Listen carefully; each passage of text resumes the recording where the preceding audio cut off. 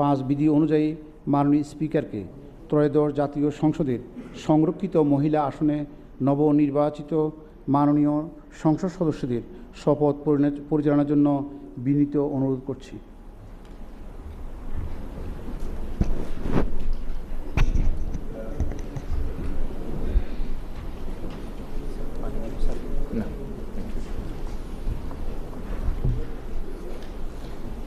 আমি যেখানে আমি বলবো, আমি পরে আপনাদের নিজের নিজের নাম বলবেন।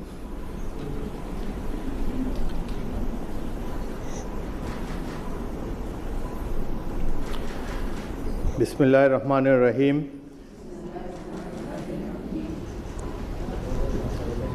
আসসালামু আলাইকুম। আপনাদের সবাইকে আন্তরিক অভিনন্দন ও শুভেচ্ছা। এখন আপনাদেরকে শপথ বাক্য পাঠ করানো হবে। আপনারা অনুগ্রহ করে দাঁড়িয়ে শপথ পাঠ করার জন্য অনুরোধ করছি।